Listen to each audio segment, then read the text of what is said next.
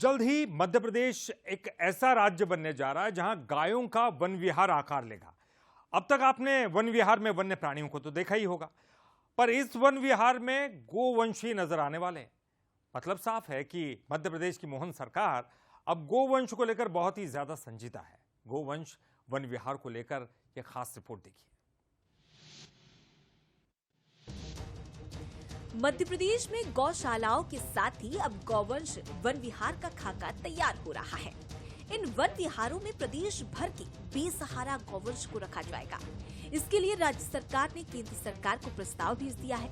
One विहार में गौवंश न सिर्फ स्वतंत्र होकर रह सकेंगे, बल्कि इनकी देखभाल के लिए कर्मचारियों की भी नियुक्ति होगी। मकसद साफ है कि सड़कों पर घूमने वाले गौवंश को भी वन्य प्राणियों की तरह ही सुरक्षित रखना है। गौवंश के लिए तैयार होंगे गौवंश वन विहार। पायलट प्रोजेक्ट के तौर पर किए जाएंगे तैयार। बेसहारा गौवंश को भेजा जाएगा वन विहार। 1200 से 1500 एकड़ में तैयार होंगे गौवंश वन विहार। मोहन यादव सरकार ने केंद्र को भेजा प्रस्ताव।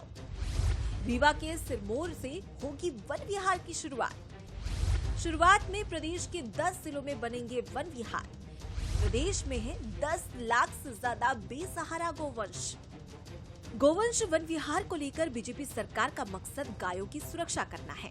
वहीं कांग्रेस का कहना है कि ये सिर्फ हवाई योजना है। गोवंश के नाम पर बीजेपी सिर्फ राजनीति करती है। जो बेसहारा गाय है उसको जैसे भी आपने देखा होगा कि बहुत सारी गाय सड़कों पर हैं, तो उनको हम सड़कों से हटाना चाहते हैं। तो हटाने के लिए हमको कुछ ना कुछ नया तो करना पड़ेगा। उसमें हुआ कि वन्य विहार बड़े जैसे हमारे पास सबसे अच्छा विकल्प है कि हम गौ वंश विहार बनाएं। 10 हम लोगों ने दिए हैं।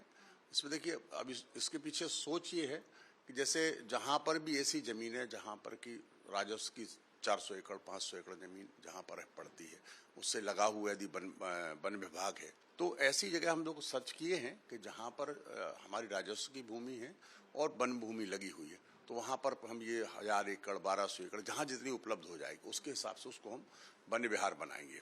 देखिए, मध्य प्रदेश एक ऐसा राज्य है, यह आदरणीय कमलनाथ जी की सरकार ने गौशाला का निर्माण किया था। 1000 गौशाला 1 साल के अंदर बन के तैयार हुई थी।